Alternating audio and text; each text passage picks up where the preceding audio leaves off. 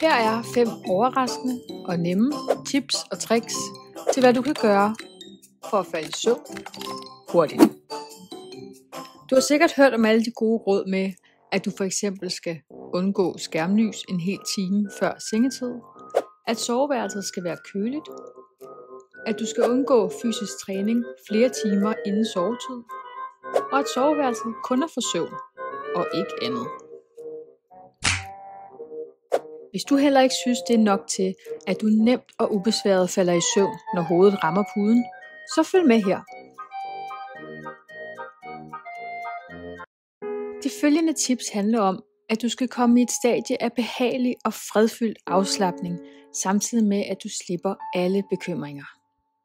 De 3 første tips kan du forberede, inden du skal i seng. De sidste 2 er det, du skal gøre, når først du ligger i sengen og har svært ved at falde i søvn. Her kommer første tip. Mad.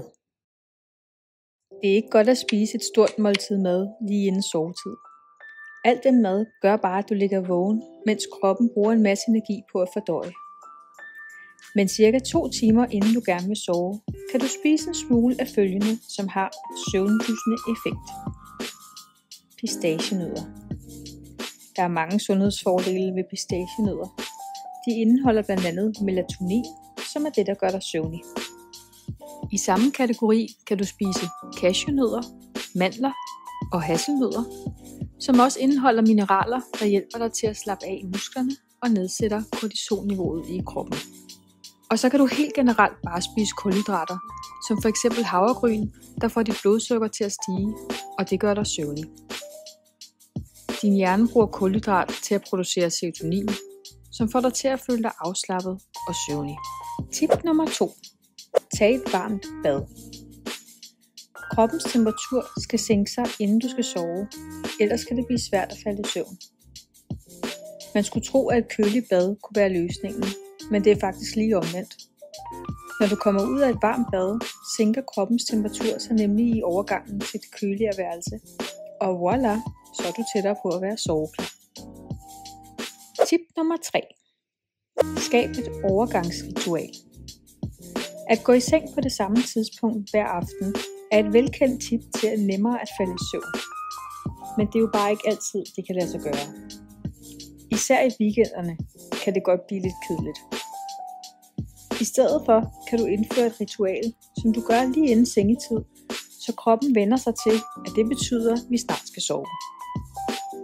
Det kan fx være at læse en bog, at se et afsnit af en velkendt serie, spille et spil på telefonen, skrive dagbog, eller at tage et varmt bad. Og så er det jo 2 fluer med et smæk. Tip nummer 4. Tænk alfabetet med ord. Når først du ligger i sengen, så i stedet for at tælle for, og hvordan gør man egentlig også det, så kan du prøve den her anderledes tankeøvelse. I denne her øvelse skal du tænke hele alfabetet med ord i stedet for bogstaver. Så altså når du når til et nyt bogstav, så tænker du det første ord, der falder dig ind, som starter med bogstavet. For eksempel abe, biograf, citron, dansemyg og så videre. Det er typisk rimelig tilfældigt, hvilke ord der falder dig ind, så det kan ligefrem være en sjov lille øvelse.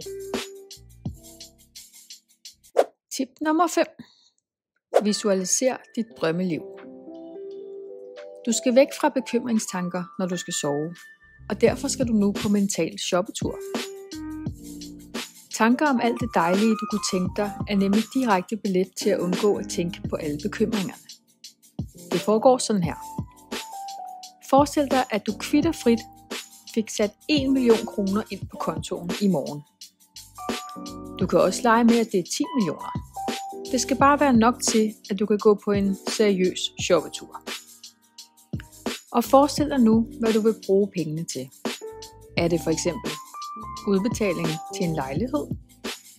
Hvor skulle den være henne? Hvor stor? Hvordan ser den ud? Og hvad skal der være inkluderet? eller en bil? Og hvilken? Måske en rejse? Og hvorhen? Sammen med hvem? Hvis du ikke er så vant til at fantasere og visualisere, så kan det godt kræve lidt træning. Men det virker. Så bare bliv ved at øve dig. Det var 5 tips til at falde i søvn hurtigt. Skriv en kommentar om hvilke tip der overraskede dig mest. Og glem ikke at klikke på abonner, hvis du vil have flere tip til mental sundhed. Tak fordi du så med, og sov rigtig godt.